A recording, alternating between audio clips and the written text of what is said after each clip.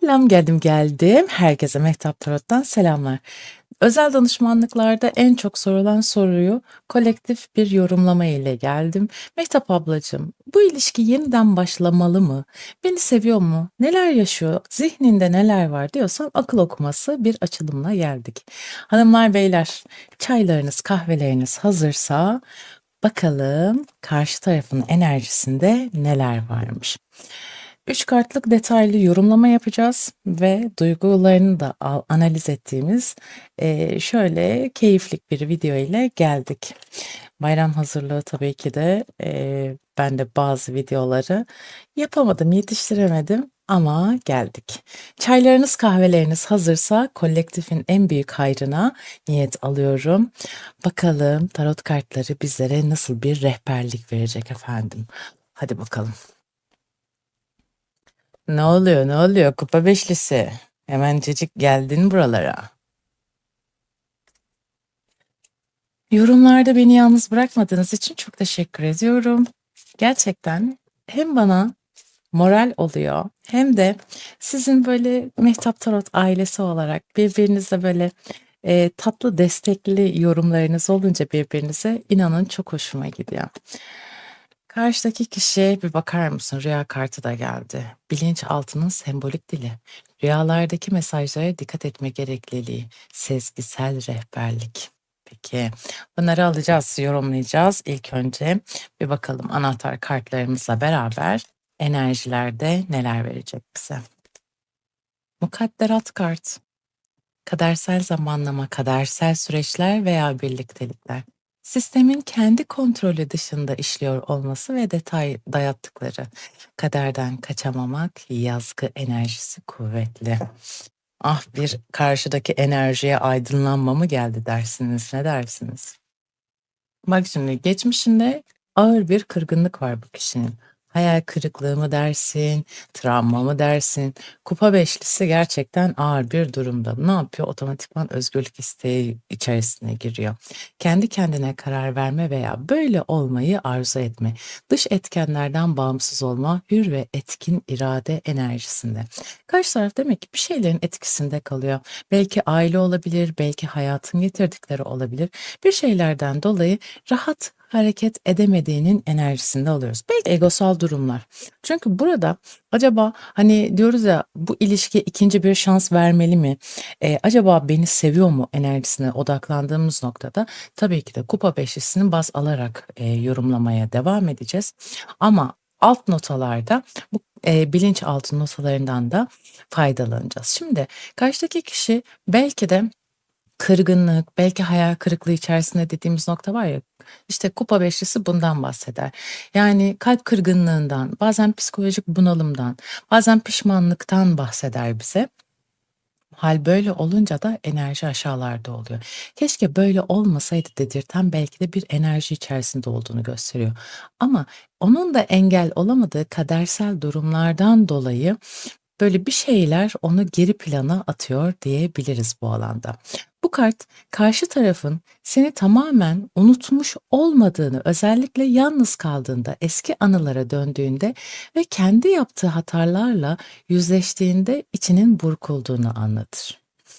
Zaten bilinçaltında belki seninle alakalı rüyalar gördüğünü ve bundan dolayı da kendi kendine bir iç hesaplaşma yaptığını söyleyebiliriz.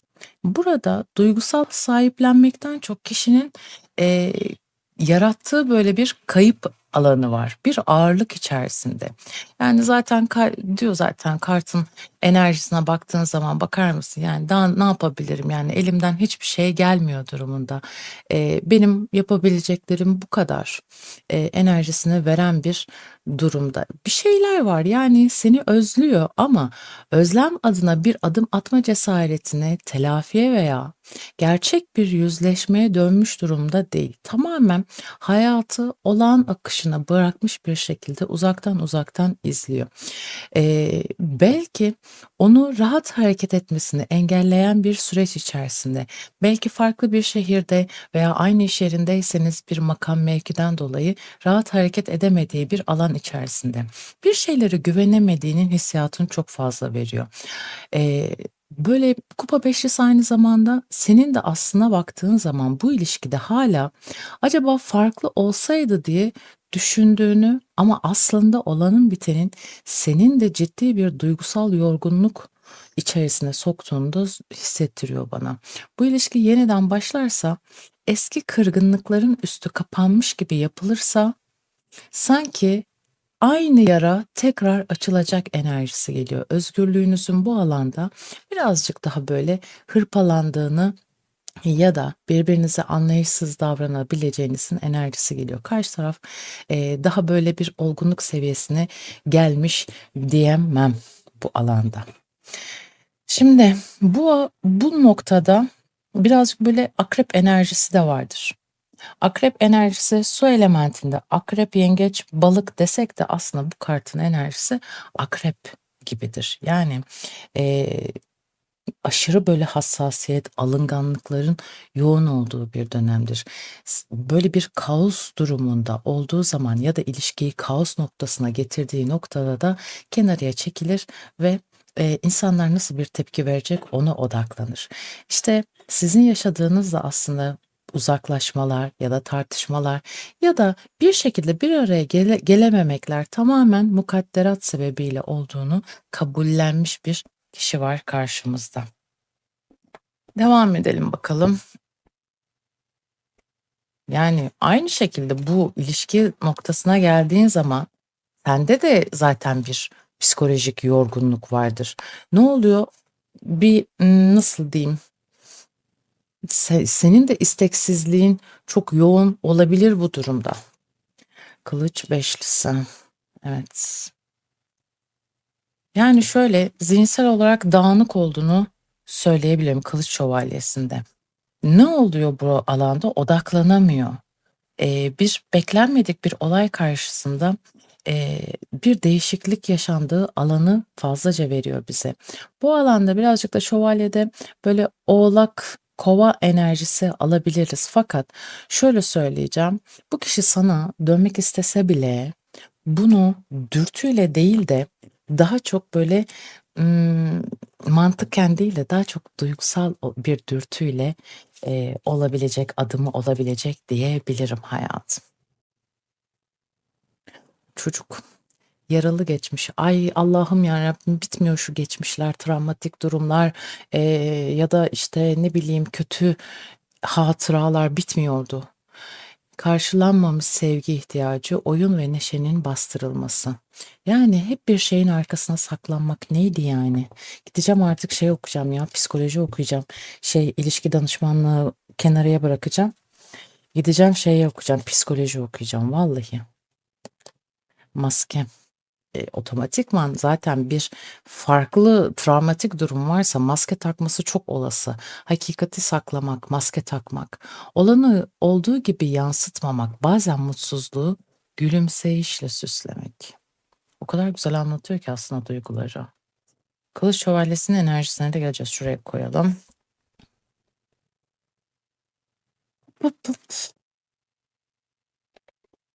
Ödün vermek. Başkasının uğrunda kendi gerçeğinden ödün vermek, fedakarlık yapmak ve karşılığında beklentiye girmek. Bu ödünün ödülü yürekte acı bir tat bırakır. Bir şeylerin ağırlığını yaşıyor. Belki aile sorumluluğu var. Belki bir borç altına girmiş olabilir. Kafa karışıklığı çok ki bu kişinin sana yansıttığı enerji birazcık böyle kapalı alanlarda diyebiliriz hayatım. Şu kamera açısına da birazcık bozalım. Harika bozdum. Vallahi bravo Mehtap. Evet, şimdi geldiğimizde ne oluyor? Savunmacı ve kırıcı bir enerjide olduğunu görüyoruz bu kişinin. Sana dönmek istese bile bunu olgun, sakin, net ve güven veren bir konuşmayla yapmak değil de daha çok anlık bir dürtü, mesaj atma, sonra geri çekilme, seni yoklama, nabız ölçme ve kendi egosunu rahatlatma eğilimi taşıyor diyebilirim. Burada bir maskemiz var ve ödün vermek var. Ne oluyor bu alanda? Kendi duygularını böyle arka plana atıyor. Seni böyle tahrik ederek, seni oyuna çekerek oyunu senin senin başlatmanı bekliyor olabilir. Bu alanda ikinci bir şans vermeli miyim? Benim için ne düşündüğü diye dediğimiz zaman hep böyle diyorum ya, ben haklıyım tavrının ilişkiye zarar verdiğini aslında gösteriyor burada. Neden dolayı? Hep yanlış öğrenmiş. Yani demek ki farklı bir frekanslardasınız, birbirinizi çekmişsiniz ama arada net güven durumu yok. Böyle bir konuşma yapsa belki bir şeyler netleşebilir ama sert sözler, iletişimde acelecilik, yani ben artık kaçıyorum, ceketimi alıp gidiyorum. Yani şövalyede birazcık böyle şey vardır, vurdum duymazlık durumu vardır ve o yüzden beklenmedik bir şekilde ortadan kaybolmak, harekete geçmek için hep böyle bir dürtüye ihtiyaç duyar ve bu ilişki için de aslında adımı senden bekliyor diyebilirim. Şimdi bazılarında da şey, askerlik alanı, paralı askerlik, askere gitmek, askerdeki mevzular, askerlikle bağlantılı ilişkiler olarak yorumlanır bazen bu kart. O yüzden bu bilgiyi de kolektif enerjisinde aldık koyduk kenarıya. Aceleci olmamak lazım. Karşı taraf yanlış anlaşılmalar, gurur savaşları, dediğim gibi ben haklıyım tavırları içerisine girerse ilişki müthiş derecede zarar görür diyebilirim. Neden? Gurur savaşları hep böyle karşı tarafı çok fazla, nasıl diyeyim, kabul ettirmez, anlamak için çaba vermez.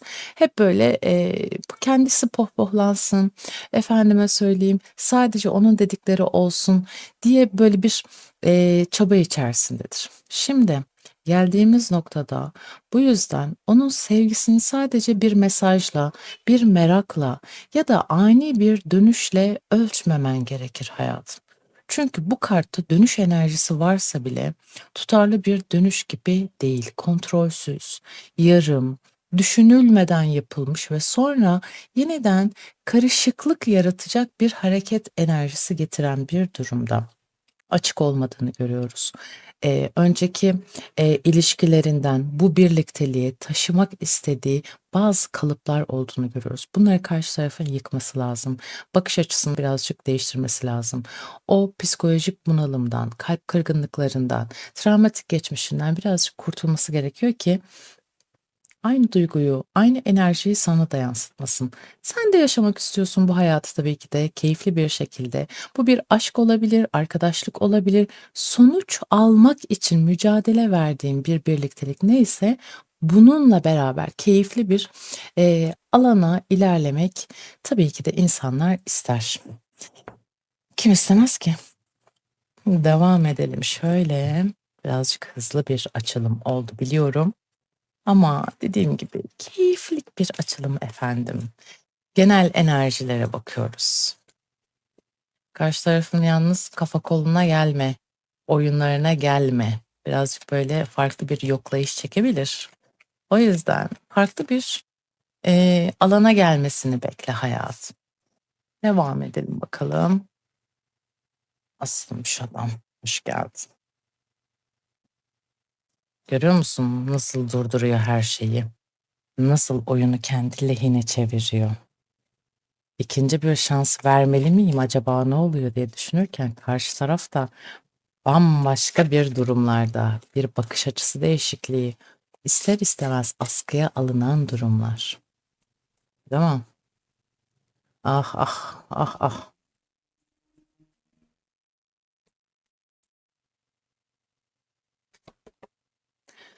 Ay, görüyor musun? Bir maske daha geldi.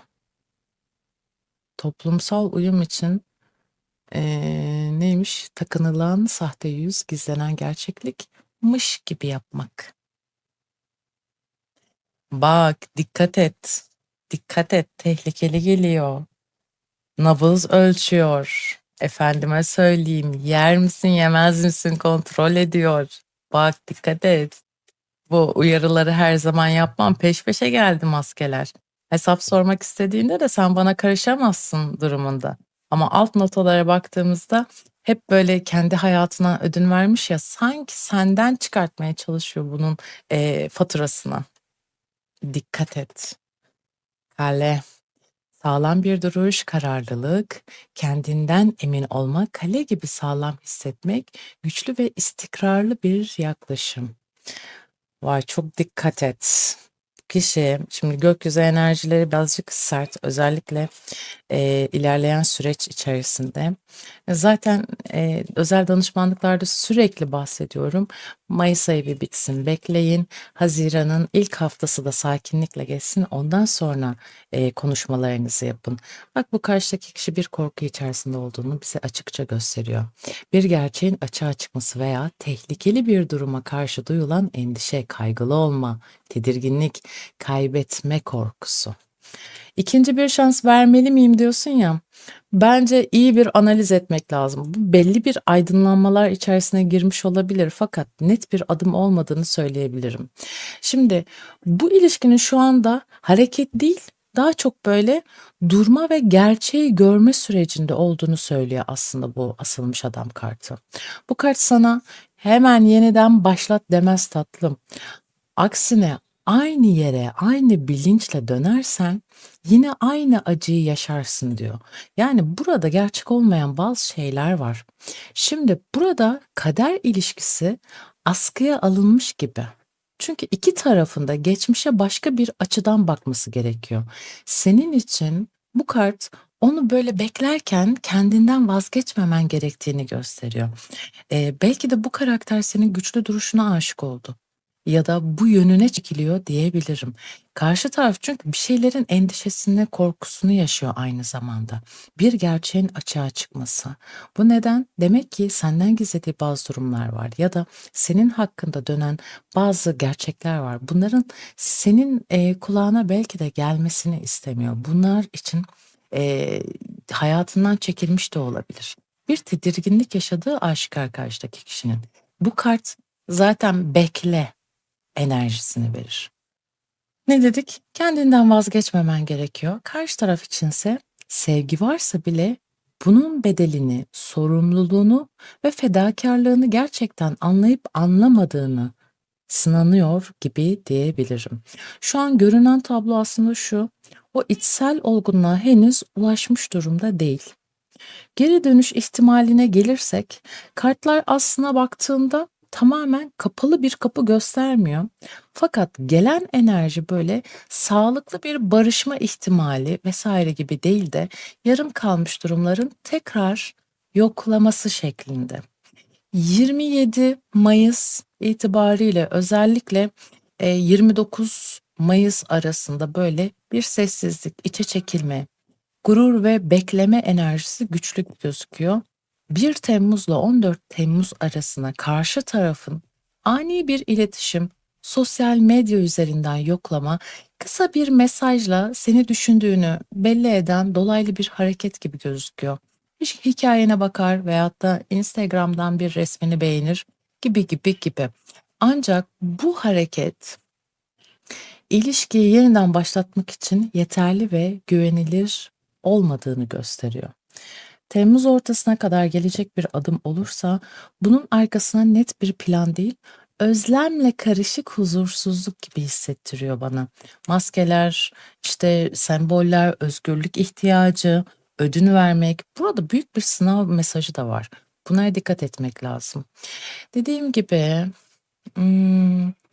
böyle net bir planla değil de dediğim birazcık daha böyle nabız yoklayan bir durumda. O yüzden gelecek bir teması beni gerçekten seçti diye yorumlamak senin birazcık şeyin olabilir, hatan olabilir. Bu alana lütfen dikkat et. Bu ilişkiye yeniden başlamalı mı sorusuna geldiğimiz noktada bu hayal kırıklığını, kaçış enerjisini ve bekletme enerjisini unutma lütfen. Şu an hayır. Yeniden başlaması için sadece özlem yetmez. Hesaplaşma, özür, tutarlılık, sakin iletişim ve gerçek değişim gerekiyor bu alanda. Bu kartlarda sevginin sıcak tarafı değil de sevginin gölgesi çıkmış gibi düşünebilirsin. Pişmanlık, acelecilik, kaçış enerjisi, gurur, beklemek, kendini ifade etme döngüsünden çok feda etme döngüsü diyebilirim. Senin burada dikkat etmen gereken şey, onun seni sevip sevmemesinden önce onun sevgisinin sana iyi gelip gelmediğidir. Çünkü kartlar bu kişinin İçinde duyduğu böyle duygular vesaireler şu anda sana huzur, güven ve istikrar getirecek olgunlukta olmadığını söylüyor hayatım. Eğer geri dönerse sözlerine değil tutarlılığına, sorumluluk almasına ve geçmişte seni kıran davranışları gerçekte değiştirip değiştirmediğine bakman gerekiyor. Şimdi bu kartlar şöyle söyleyeyim, seni hiç sevmiyor demiyor hayatım. İlla hani ya Mehtap abla hiç mi sevmiyor beni dersen eğer seni hiç sevmiyor modunda değil. Seviyor ama seni doğru şekilde sevemiyor. Bu lafımı ayrı bir kefeye koy. Aradaki fark çok önemli. İçinde özlem var, kayıp duygusu var, geçmişe takılı kalma var. Fakat ilişkiyi yeniden başlatmak için gereken temiz bir niyet, net olma durumu, olgun emek şu anda bu kartlar içerisinde görünmüyor hayatım. Senin için en doğru duruş bekleyen ve kendini askıya alan kişi olmamak. Asılan adam kartı gibi. Kapıyı tamamen öfkeyle kapatmana gerek yok. Ama anahtarı hemen teslim etmen de doğru değil gibi gözüküyor. Birazcık analizlerini yap. Kim nerede nasıl emek veriyor, nasıl nelerden vazgeçiyor, nasıl hareket ediyor bunlara bir bakmak lazım diyebilirim. Evet hanımlar beyler yine bir nasihat babında bir açılım oldu. Detaylı bir ilişki analizi oldu. Artık ikinci şansı vermeli misin, vermemeli misin? Bu sana kalmış bir şey. Şu anda karşında olsa kendisini nasıl ifade ederdi? 3 tane kart seçeceğiz ve istersen hepsini seçebilirsin, istersen bir tanesini, hepsini. Artık o senin zevkine kalmış bir durum. Yorumlarda hangi kartı seçtiğini yazmayı unutmam ve bir de şeyi sormak istiyorum. Şimdi gelse ikinci şansı bu açılım üzerinden yine de ikinci şansı verir miydin? Bana yorumlarda bunu söylemeni istiyorum. Merak ediyorum enerjiyi çünkü. Evet, bir numarayı seçenler bakalım karşında olsaydı kendisini nasıl ifade ederdi? Siyah beyaz fotoğrafı gülüşüne renklendirirsin sen. Ay ay ay. Güzel bir bakış açısı var burada. 2 numarayı seçenler. Neden bazen sessizleşiyorsun? Ben ne yaptım sanıyorum? Evet, burada, bir aydınlanma yaşanmamış 2 numara var. Ara ara bu geliyor. Bunu artık desteden çıkartacağım. Ya, hiçbir şey kendine kondurmayan bir 2 numara. 3 numarayı seçenler. Ama bazı gerçekler karanlıkta olgunlaşır. Gölgesiz bir ışık ruhu kör eder. Bu yaşananlar bizim ihtiyacımız demek isteyen bir 3 numara var. Hanımlar beyler, güzel ve keyifli bir açılımdı. Şimdiden eğer denkleşemezsek iyi bayramlar diliyorum. Kendinize iyi bakın. Hoşça kalın.